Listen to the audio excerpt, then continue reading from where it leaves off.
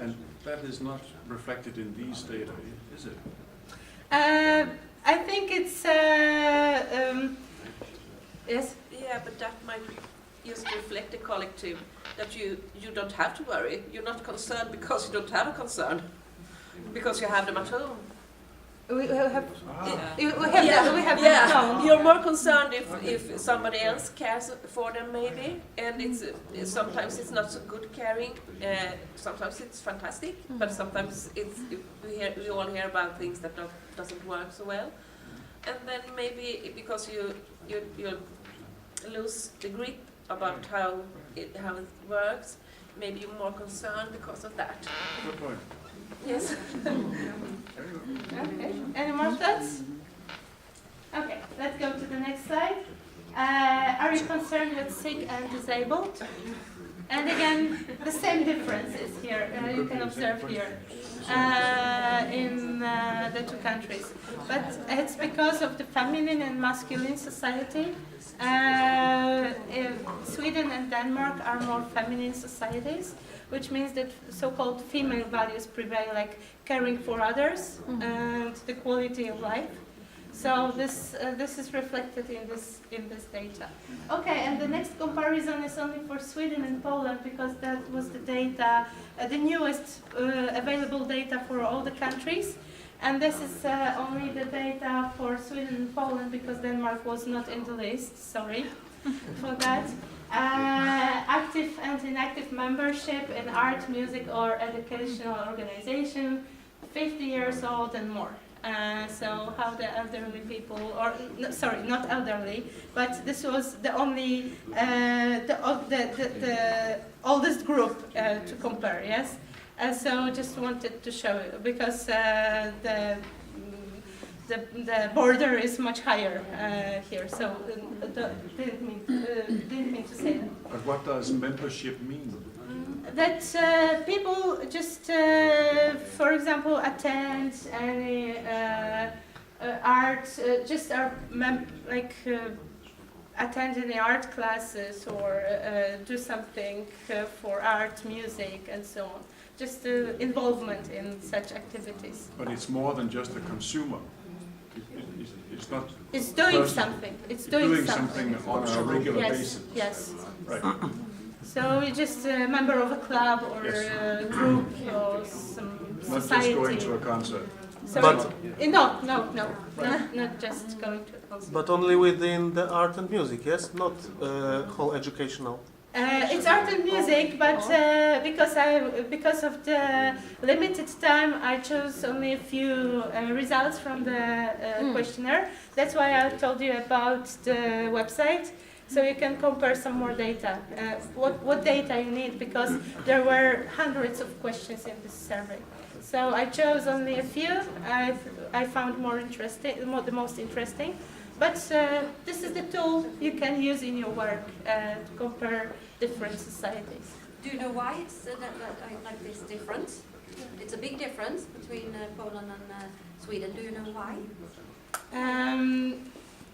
Because of the traditions, I think,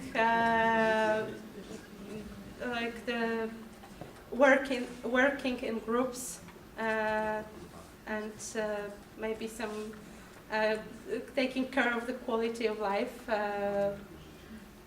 Maybe because of the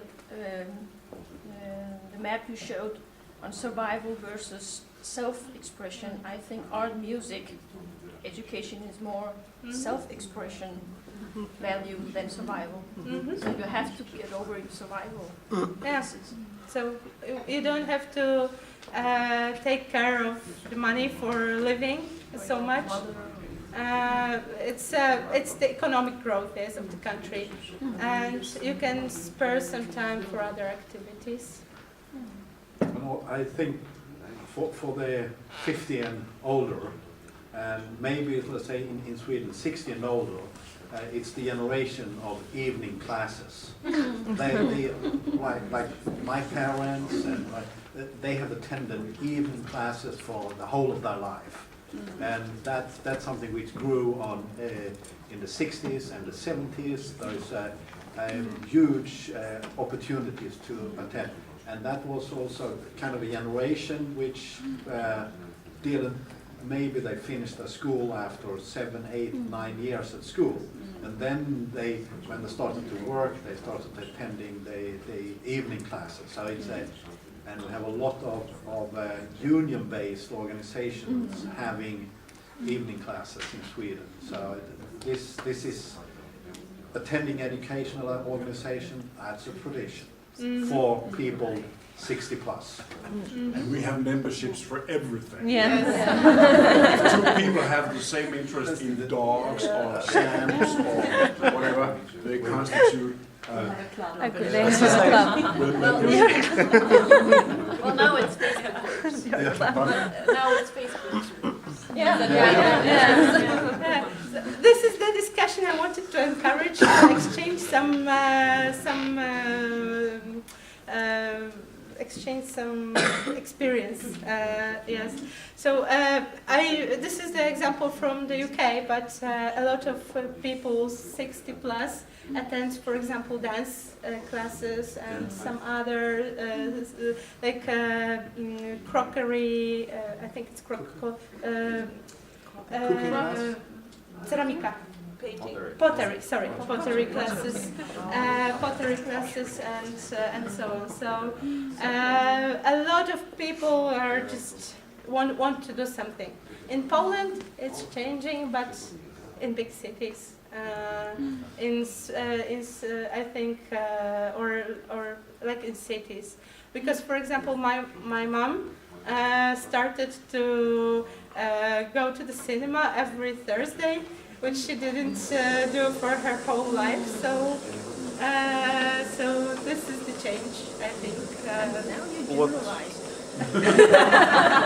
What I will say, it may be said, but in my opinion, elder people over 60 taking part in some activities like music, art activities, because simply they have time for it.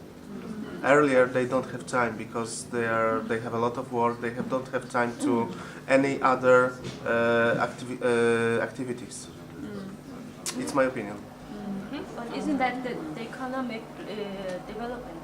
The time? Also. Because you don't have to work all the time to earn the money. It's survival versus This is the difference. self-expression. This is the difference. In my opinion, in Poland, we don't have time to any activities because we are focused on the earning money. Yeah. But you retire earlier. Women retire 5 years or 7 Yes. years earlier than in Sweden. Yes, woman gets retired 60. It and went men back to 65. 60 because earlier. for Yes. 3 years it was 67. I didn't know that. 5 or 7 years, so it's quite a difference. We work longer. Yeah. But there is also another fact that time is the only thing we have equal amounts of. Yeah. Yes, everything is here. Here at Hofstede,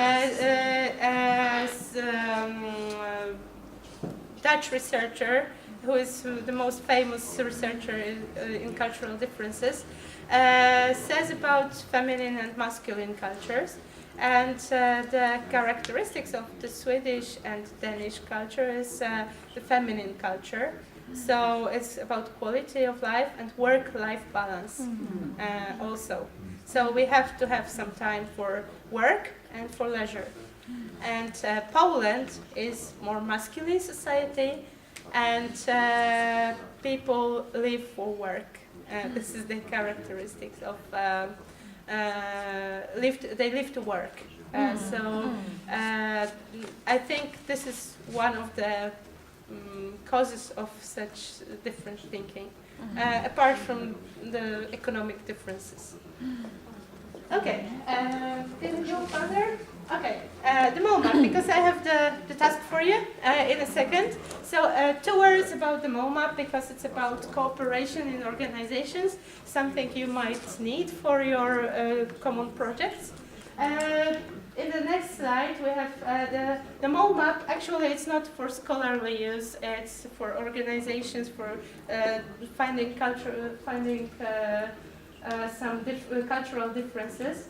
And it has two dimensions. The first one is organization dimension, which has two approaches, organic and systematic. Organic approach means that in the organization the relations between people are the most important. So it doesn't matter what you do, but who you are in this organization. And in this, could you go back, please? Thank you. In the systematic organization, the most important factor is the function people have. So the effectiveness of the entire organization depends on how well the functions have been designed. And the next slide shows us tells us that the organic approach is called social, people are informal, and the extreme will be anarchy, where we have no rules.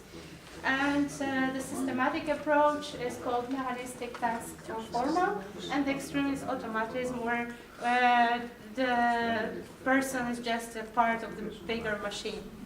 And the second dimension is called leadership dimension, and this is based on the extent to which it is believed that groups give power to individuals. So here, when we have the individual approach to leadership dimension, it means that in our organization, we believe that in our organization there are people who have more competence to be the leaders. So they have to be the leaders to make decisions and to govern the organization. In the group leadership, we assume that even if we have some people that have more competence, the power is given to them by the group, and they can be the leaders as long as the group approves that they should be the leaders. And now I would like, because in the mole map, all the countries are already placed by the author, who is called John Mole. But I would like you to think about some elements of this map. And